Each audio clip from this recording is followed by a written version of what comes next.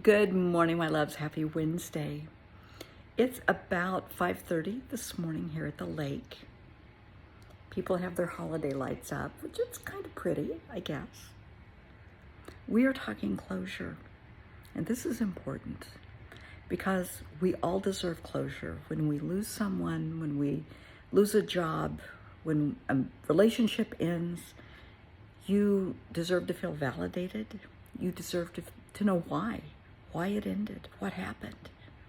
And that's what we're talking about. When you lose someone, so often we don't get the chance for those final goodbyes. You don't get the chance for the "I'm sorry, I forgive you." You just get the phone call, and it is devastating. And I'm so sorry if you're going through this right now. I am so very sorry that you're going through this. We have all been there. When I lost my parents, I was there for both of them. I had closure. When I lost one of my best friends a year ago, he had called me. We knew he was dying. And he had called me about a week before he died to say goodbye and to tell me he loved me. And I told him I loved him too. We had the most amazing friendship for about 15 years. Amazing man. But we got the closure. We got the goodbyes. We never lost our tempers with each other. We never had regrets, nothing like that. We just had this beautiful 15-year friendship that was so beautiful. And then it was gone. When my daughter died, when she was born, I did and didn't have closure because due to domestic violence, I lost her. The placenta separated, placenta previa, and she died. She was 5 months gestation. She was tiny, tiny. This is back in the 70s, and preemies that small just didn't have a snowball's chance. And Claire didn't have a chance. And of course, I told her I loved her. I said all the things that a mama will say. But I didn't get the closure I wanted because I blamed myself for being in a domestic violent relationship. And then I realized I did everything within my power to keep myself safe and the baby safe. It wasn't on me. I was able to forgive myself. And that's what I needed for closure, was forgiving myself. The individual that is responsible for the abuse, that was responsible for her death, that's on them. It's not on me. So you have to give yourself closure sometimes. You will want that person that hurt you, hurt your child, hurt someone, that's responsible for someone's death. You will want them to say, "Oh my God, I'm sorry, I didn't mean it." You may not get that. I know I didn't. And at this point, of course, it's been 40 plus years. I don't care anymore because I know I did everything within my power to protect myself and to protect my child. That's on them. They will have to answer to that, not me. But you have to learn to give yourself the closure that you're seeking.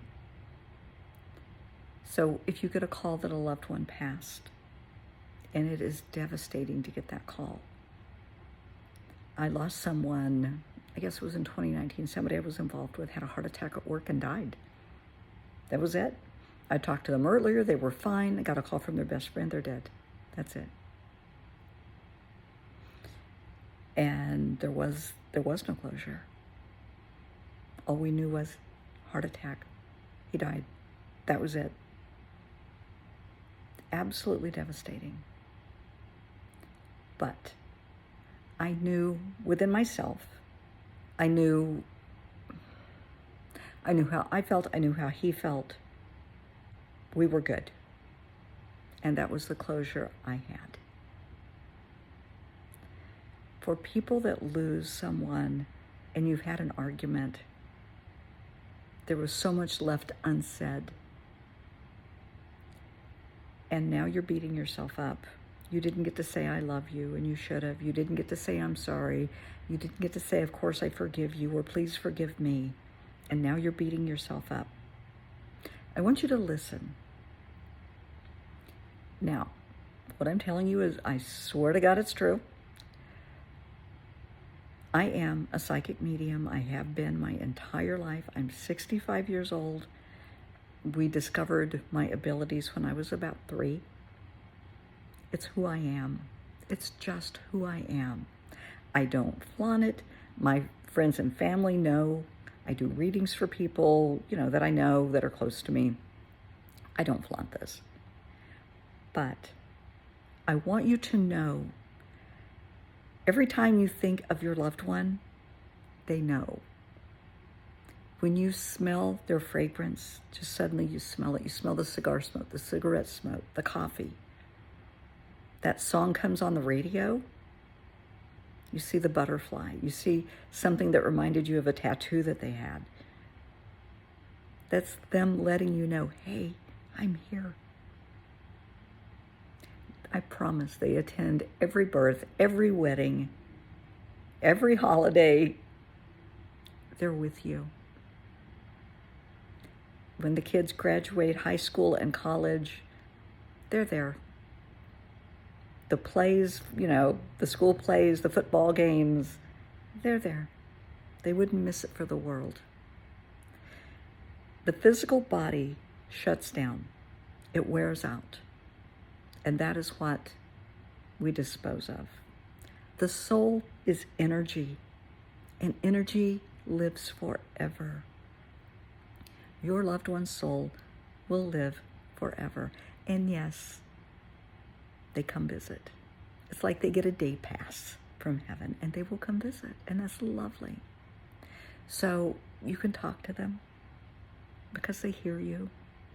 You might even think you hear the reply, and you just might. But know they hear you and that they love you. I have yet to encounter anyone who has crossed. And yes, I do cross a lot of people over because they'll be in an accident and it's a sudden death. And it's like, what the hell happened? And my aura, whether you believe in that or not, it's like everybody gives off a certain light. And mine is very bright. And it's a bit of a beacon. And they know if they come to me, I can cross them over and it's okay. It's going to be fine. And I've never encountered anybody that said, I'm not going to forgive. I'm mad. Because they see the big picture. Once they pass, they see the big picture. And it's, oh my God, I want my loved ones to know how much I love them. I miss them. They know, okay? They know. So talk to them. Please talk to your loved ones. They hear you. They want you to talk to them because in all likelihood, they're trying to talk to you and you can't hear them. So if the lights go a little crazy sometimes, the TV channel flips, the volume goes up, the volume goes down, they're just letting you know they're around. So just say hi to them. Tell them you love them. When a relationship ends, painful. Now, if you're leaving a relationship for whatever reason, you have your closure. When you close that door, you have your closure. It's over. It's done. You're walking away. If you're on the other end of that and someone is leaving you, you may not get the closure you want. You may get the text message, a note on the counter. You may get a voicemail. They may tell you in person, which is rare these days, but they may tell you, oh, hey, it's me, it's not you. Okay, fine. They don't want to face it, that's fine. They don't want to talk about it, that's on them. You may not get the closure you want and need. You have to find it within yourself. So I want you to look at your role in that relationship and accept responsibility, be accountable for your part in that relationship. Were you faithful? Were you honest and trustworthy and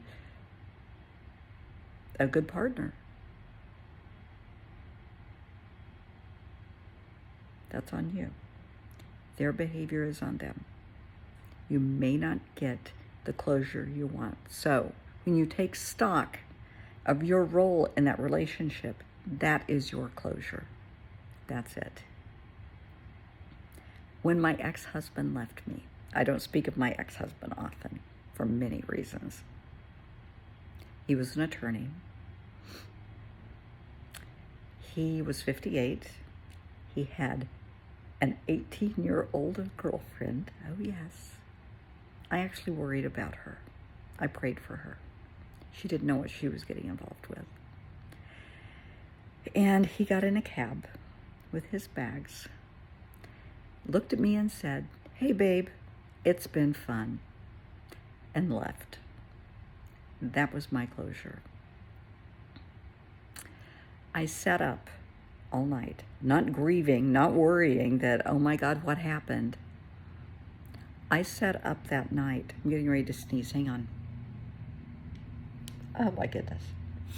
I'm never going to get over this cold. I sat up that night thankful that the toxic relationship, the abusive relationship had ended. That was my closure. When the cab pulled away, it was a sigh of relief. The pain was over. The trauma was over. That part of the trauma was over. But that was my closure. You have to find the closure within yourself. That's what you have to do. And you have to be honest with yourself about your role in the relationship. Obviously, he had a penchant for young girls. That's on him. It's not on me. I am obviously not 18. I may look good for 65, but I'm not 18. Okay, fine. Whatever. Best of luck. See you, bye. Find the closure that you're seeking.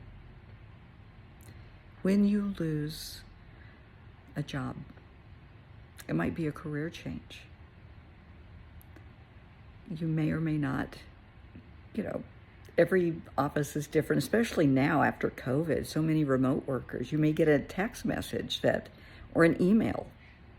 Your services are no longer required. You may go into the office one day and your office, your desk is packed up or your cubicle. Okay. You may not get the closure you need. You can always meet everybody for a drink or for coffee later. You can get that closure. You can get your goodbyes. A word of wisdom: do not get angry and shoot your mouth off and tell the boss and the company off. Don't do that. You may need them for a reference. If you have them on your CV, they may be called for a reference. You never know who knows who in today's world. And your name may pop up. You don't want to burn any bridges. There may be a change in management and you actually want to go back to the company. Do not burn any bridges. It might be wonderful, immediate gratification to just explode, go off on them, tell them exactly what you think. However, that's immediate gratification. Long term may not be so gratifying. Think about it. Also, be mindful of what you put on social media. Employers will check your social media, I promise. Be careful what you say. It will bite you in the ass. In closing, sweetheart, we don't always get the closure we want. You have to give it to yourself. You have to find it within yourself. Be honest with yourself about the relationship, whether it's a work relationship, a job, a marriage, a partnership, or a friendship. Be honest. be accountable.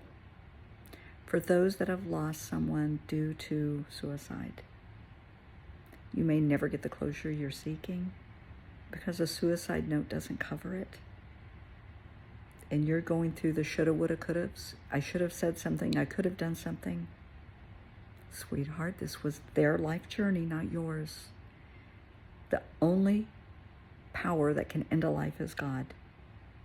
Look at all the people we see on the news, people that you know that have been through horrific, catastrophic events and survived. People who have survived, combat veterans who have survived, Afghanistan and Iraq, Vietnam. People who have been in floods and fires, earthquakes, tornadoes, and have walked away. It wasn't their time. God is the only power that can say, hey, it's time. It's not time. When it is someone's time, they're going to go. They may go by a heart attack. They may go by a car accident. But when it's their time, it's their time. It's not up to you. But always be there for your loved ones. Let them know you care. Let them know that you're willing to listen. If somebody comes to you and says, boy, it has been the worst week, don't tell them, sounds like it. That's awful. That's hurtful. I mean, I have had a really rough couple of weeks. And, one of my besties, I have 5 besties, and I call Lynn, and Lynn is so supportive. We joke about it. She'll call and say, welcome to hell, pit number 6, because that's how it's felt lately. It has really been a rough 2 weeks. And if I share something personal with someone and they tell me, yeah, sounds rough, that's not a friend. That's not somebody I want in my circle. Be there. Be willing to listen. Even if you're going through your own drama, be willing to listen. If you can't listen, tell them, I would love to be able to help and listen, but I'm just not in a space that I can. And that's okay. But always be there. If somebody is contemplating ending their life, you can call 911. You can call 988. 988 is the mental health hotline. And yeah, it's a hard thing to do if someone is seriously, they have pills in front of them, they have a weapon in front of them, they're going to do whatever. You might have to call 911 and the police might have to intervene and take them to the hospital. That might be the only way they're going to get the professional help they need to get them through this. Sometimes as a friend, you have to do the hard thing. That's up to you. But just walk away from this little video knowing that you are worthy of closure, even when you have to give it to yourself. Sweetheart, you are worthy. I promise.